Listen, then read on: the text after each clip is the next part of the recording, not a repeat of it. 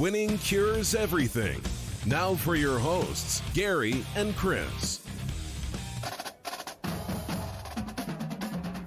Welcome in. Winning cures everything. I'm Gary. Solo duties today on The Daily Show. Of course, you guys know the deal. WinningCuresEverything.com is the website. Picks, previews, podcasts, video, social media platforms. We're on Facebook. We're on Twitter. If you're on the podcast, leave a nice review. If you're on YouTube, make sure that you click like.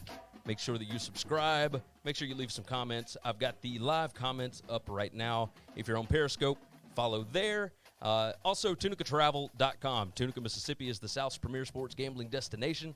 They got 6 incredible sports books, and along with a bunch of other stuff, right? Great steakhouses, etc.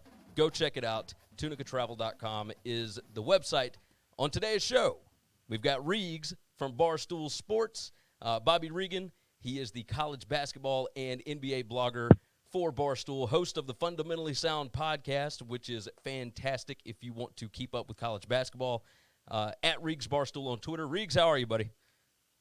Good, man. How are you doing? Oh, I cannot complain. We got a lot to discuss. I don't get to get into as much college basketball as I want to. We handle everything here. We talk college football and NFL mostly, but once the calendar turns, you know, college basketball is much more fun to talk about than NBA for us. You know, we're in Memphis. We've got the Grizzlies. It hadn't been fun for a couple of years. Now we've got, the Grizzlies are doing well. We got Jaren Jackson. We got Ja Morant. So, we're having fun with that. The Tigers we thought were going to be a little better, but they have not been this season. We've had some things not go our way. We're scheduling around your infant's nap time. Tell me first, how's dad life? It's he's been a relatively easy baby, so it hasn't been as difficult as I was mentally preparing myself for. But then again, like I think any first time father, I just prepared for the worst. Yeah, I can understand that. So I've got a 14-year-old daughter and a almost 2-year-old son, and once they get a little older, obviously he's nearly 2, he's a handful. And I can't get anything done at the house, so I do most of my work away from there, or I lock myself in a closet somewhere where I can actually, focus and get in on this stuff. It's got to be difficult to keep up with as much as you do, around a child, right?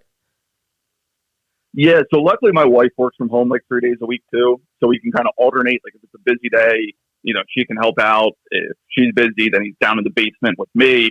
Where I do most of my work. At night, she just takes him, and he's asleep at like 7, so kind of perfect for tip off. It's daycare starts next 2 weeks though, so I can't wait for that just to have my days back where it's not all right. Got to go wake him up, got to feed him. You never know what his naps are going to be like. So it's definitely been a transition for sure. Absolutely. All right, now first, before we get into college basketball, I'm curious about this. Barstool seems like a dream gig. What is it like working for that company? I know that you've worked for other places, but you've been at Barstool for a little bit. What is the day-to-day like? I mean, how is it working there?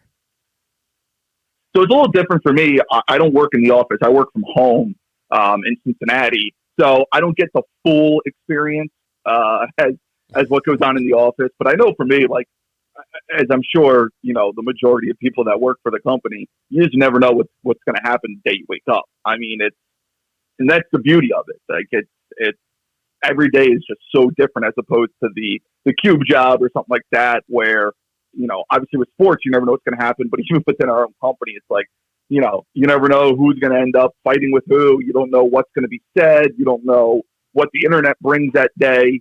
So it's different, man. It's different. Like I became full-time when I was 30. So I got in a little late on the from the full-time side.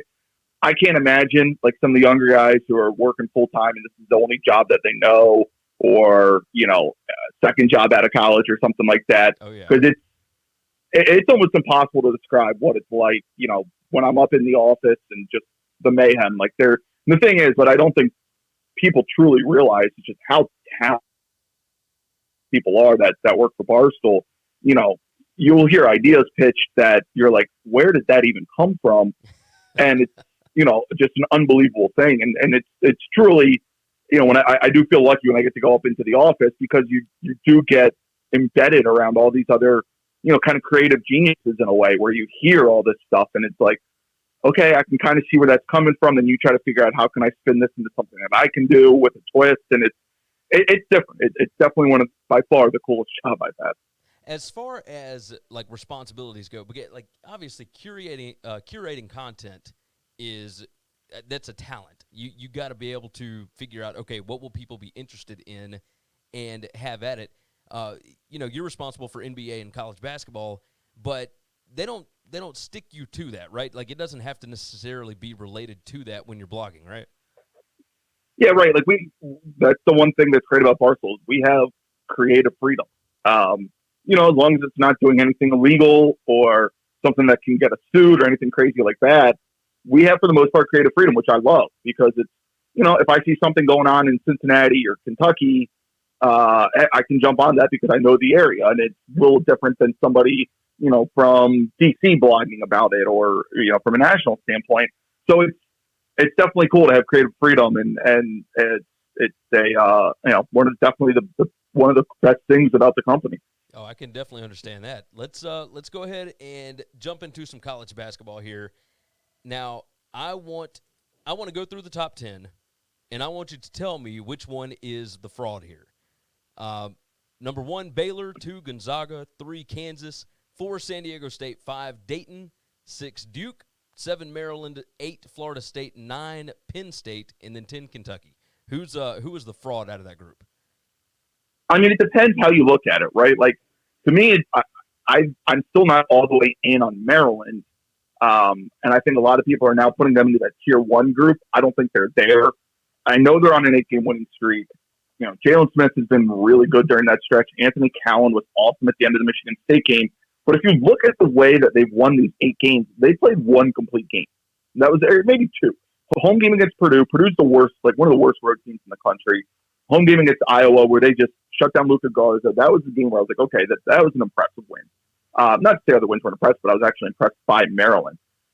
They had to come from behind after blowing a lead to Indiana, where Indiana just handed them the game in the last minute. They did the same thing against Michigan State. You look at the Illinois game, they were down 14 and had to come back. The Northwestern game, they were down double digits, had to come back. So if you're telling me like Maryland has a top 10 talent, I'll probably believe you. But if you're telling me they're in like the top tier teams, that's where I think they're a fraud of the group. Yeah, I agree with you. It's strange to see it because they're the ones that typically tail off. It's so strange seeing, Baylor is the number 1 team. And now Gonzaga, Kansas, we're used to those.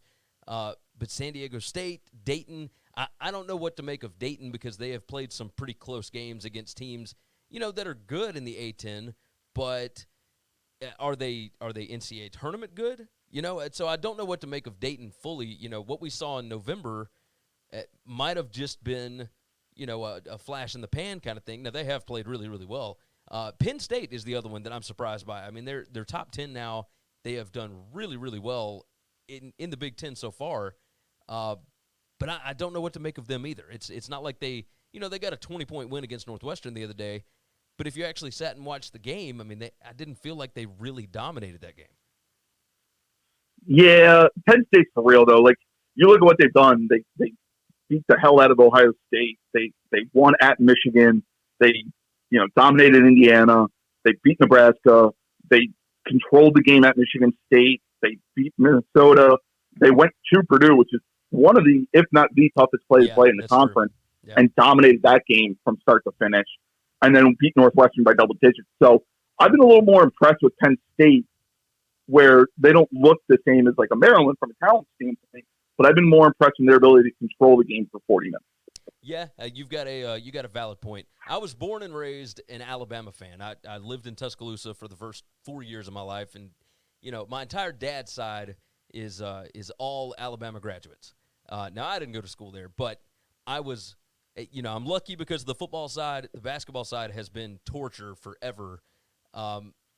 Going and watching them play at Penn State was interesting, if for no other reason than it looked like 2 actually good basketball teams earlier this year. So let's go ahead and I want to talk about the face of college basketball. And I don't know that there is one. I would say this. If there's one player that you would tell people to watch leading up to and in the NCAA tournament, who would it be? There's Marcus Howard. There's Miles Powell. There's Obi Toppin. Jared Butler at Baylor. Vernon Carey, I guess, at Duke. Like, who would you point to and say, okay, they've got the chance to be the face? Because I don't know that there is one that the mass public knows about yet. Yeah, so the reason why is the three guys that you named, Miles Powell, Obi Toppin, and Marcus Howard, who pick your choice out of those three. Fox owns the Big East rights, and CBS has the A10. So the machine that is ESPN isn't able to really push those guys. Like, they talk about them, obviously, but when you see promos and everything like that, I mean, the majority of games are on the ESPN network, so you're seeing not them. And that's what's made this year weird. I would probably lean Obi Toppin. He's the best NBA prospect out of that group. He's on the best team. He is that unique player where he's got a bunch of size, but he is a big that can handle the ball, can shoot. I might say Marcus Howard, because Marcus Howard kind of has that Steph Curry type he could thing where at any time, right? When he's on fire, he's like one of the most fun players to watch. So that might be up there. It really pick out of those three. I would probably go Obi Toppin, though, if you want like the true face, because talent of the team, they're a more national title contender than Marquette. Obi Toppin should be player of the year. So, I would lean him. Okay, I could get down with that. So it's a strange year. We're used to having all the NBA prospects that are going to be, the top 5 NBA prospects that will be in the tournament, and there's just none of them this year. I mean, it's Obi Toppin will be, probably a lottery pick, but he did kind of just come out of nowhere. People really didn't know about him until this year, and he plays for Dayton. So it's a strange thing, but I think you're probably right. He has the best chance for everybody to know who he is by March. Yeah. Let's move on. Let's talk about the best conference. Now, everybody says it's the Big Ten. I don't really see a national title contender there. We already talked about Maryland. We talked about Penn State. Michigan State has just fallen off. Can you have the best conference if you don't have a contender? So I think the Big East is the best conference when you look at, and the difference for me is like the bottom of it. Like the Big Ten completely bottoms out when you look at Northwestern, Nebraska. Yeah. The bottom of the Big East is DePaul, and I know their conference are DePaul, but they've one win, but they have road wins at Iowa and Minnesota. So they've gone to the Big Ten and gotten 2 wins. They're a talented team. They've just fallen apart in conference play. St. John's, a better collection of contenders, I think. Yeah, the top of the top is kind of the interesting debate. Michigan at full strength, Penn State, Maryland versus versus Creighton, Seton Hall, and Villanova. Like, who do you like the most out of that? To me, it's just the Big East because it doesn't bottom out, and that's again one of the benefits of 10 teams versus 14 teams. I mean, the Big Ten's good. Like, it's a deep conference. It's just not dominant like some make it out to be. There's a lot of 7 seeds, a lot of 9 seeds, things like that, which, again, good. They're going to get a bunch of teams in, but yeah, 3 teams might make the second weekend. Does the Big Ten deserve double-digit seeds? Like, do they deserve 10? Probably. I don't think they deserve 12 anymore because Minnesota's kind of falling apart. Indiana's firmly on the bubble. But you look at Purdue. I think they're 14 and 12, but their wins are really good, and they have kind of avoided the bad loss. They have the one loss at Nebraska. That's really the only bad loss they have. I guess home to Texas is going to end up looking bad. But Michigan, and I'm just going from 10th and up, Michigan, I think, are probably the second best team in the conference at full strength, which they just haven't really been with Isaiah Livers hurt. Yeah. Ohio State, they had that great early season. They're fine. Like, Illinois in, Wisconsin's in, Rutgers, Iowa, Michigan State, Penn State, Maryland all in. So I think 10 is going to end up. Do you think Rutgers needs some more road wins? I mean, I'm sure that they're probably in anyway, but I mean, what is it? They have like 1 win away from home? Yeah, but so many other teams are like that. It's just that Rutgers is so dominant at home. And I mean, they're 18-8 with 9 wins in conference play. Yeah. So, if they get another win, 10 wins in the Big Ten without, their losses, the neutral to St. Bonaventure, at Pittsburgh, like those are your 2 worst losses, which aren't awful. And you have wins over Seton Hall, Penn State, Purdue, Illinois. Like, you're gonna be fine. I think they're in. Yeah. Yeah, I think that you were right about that. Let's talk about not necessarily seeding. I don't care so much about the top seeds because, we already know that they're in. I want to know about bubble teams, and I want to do a rapid fire with you. So we're going to do a couple of different rapid fires with the same 10 teams, okay? Okay. Now, on this one, I want to know, are they going to make the tournament? And just a quick yes or no on this, Virginia. Yes. Purdue. Yes. Cincinnati. I think so. That's a little they're close to like, home, right? they're as firm on the bubble as possible. They got some big games coming up. Indiana. Yeah. I don't think they do. They're expected to lose the next 4 games. Like, I'm sure they'll get one of them, but I mean that's going to make their record kind of difficult. Georgetown. I think they get in. I mean, they had a big win against Butler over the weekend, and yeah, that's a big spot for them. Utah State. No, unless they win the conference tournament. Arkansas. No, they've had such bad luck with injuries and everything, which is a shame because they looked really good early on. So, I think they made a step in year 1 under Musselman, but I don't think they end up getting in. Stanford. No, I don't think they get in. I think you're right on that. Mississippi State. They're kind of like Cincinnati. I think they might sneak in because I could see them making a run in the SEC tournament. Have you watched them, by the way? Mississippi State? Yeah. Yeah. And so Reggie Perry is just an absolute beast. Like, I was so surprised watching him against Kentucky, against, I watched him against LSU.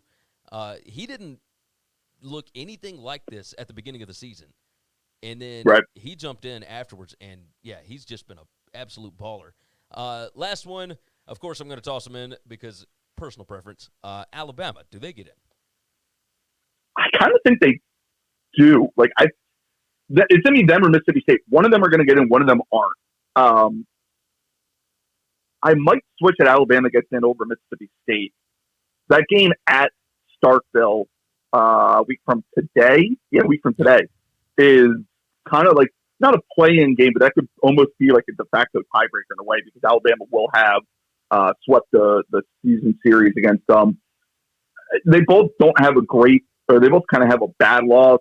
But what I do like about Alabama is they have, Furman and Richmond, which aren't going to move the needle, but they're fine wins in the non-conference. When Stephen F. Austin. Stephen F. Austin, yeah, kind of in the same boat. Oh, yeah. A fine win, nothing great. Belmont, same thing on a neutral. So, but they have the win over Auburn and LSU, which Mississippi State doesn't have. If Alabama, they have what, 6 games left? 6 games. Yeah. If they can go 1, 2, 3, I think they can go 4 and 2. I think they get in. Yeah, they got to get to 18. Yeah, I think wins. 4 wins gets them in. Yeah, that's the numbers. Absolutely love them. They're fun to watch. I think that's a big part of it is they play fast. They score a lot of points. I mean, they're second in the country in scoring. So, right. Yeah, that's one thing I think that sometimes the committee does pay attention to is, okay, we don't want a team that's just going to drag through the mud. If we've got our option, we're going to have the more entertaining team. Next rapid fire to go through. Which team has a better than 30% chance to pull an upset in the tournament? Virginia. Yes, no? No. No. Purdue? No, unless they're playing at home. Which they won't be in the tournament. Cincinnati. They got experience. I kind of want to lean yes, just because Jaron Cumberland's been the best player listed so far. But 30% is just so high. Yeah. I'll give them like 25%. Indiana. No. Georgetown. They've been playing better since they got their. Yeah, they're like Cincinnati. If you tell me 25%, I would probably lean yes to Georgetown. Okay. Let's see. So we already said no on Utah State. Arkansas. Yeah. If they get Joe back, maybe. But he just had surgery just a few weeks ago. Yeah, I think. Yeah, I don't think they're in. Stanford. If they were to get in. No, I don't think they. No, I don't think they get in. All right, so let's do Mississippi State and Alabama together. Either one of those, could they possibly pull an upset? Alabama, yes, because they have NBA and Reggie Perry's NBA talent too. But Alabama, I think, has more top end talent, and the fact that they can just get hot from three. Yeah, I do agree with you. All right, and I know I told you I would keep you about 20 minutes. We're at 21 minutes right now, so let me close out with this. Give me your Final Four. So I hate doing this without looking at a bracket because it's going to be so matchup dependent. Oh, yeah. But so the teams that I think have the best chance to get there are Baylor, Kansas. I'll go Seton Hall, and I'll go. I'll be a little bit of a homer. I'll take Kentucky. I like it. Yeah, Seton Hall, I'm big on. I like Miles Powell a lot because he can just take over a game. You know, there's not a lot of teams that have that kind of player. Yeah. So, right. And they have a lot of experience and everything like that. So, yeah, I really like them. You got that right. All right, he is Bobby Reags from Barstool. You can follow him on Twitter at Reags Barstool. Go and subscribe to the Fundamentally Sound podcast. You guys know all about us, winningcureseverything.com. Go check it out. Subscribe to the podcast. Subscribe on all the social media platforms. And tunicatravel.com. Tunica, Mississippi brings you the show every day. Tunica, Mississippi is the South's premier sports gambling destination. Tunicatravel.com is the website. Go find more information on that. We will see you guys again tomorrow. Thanks for checking out Winning Cures Everything. If you want to keep up with us, hit subscribe on YouTube or your favorite podcast app. Visit the website at winningcureseverything.com, or you can like us on Facebook or follow us at Winning Cures, at Gary WCE, or at Chris B. Giannini on Twitter. Share out the show, leave a nice review, and make sure to comment and tweet at us.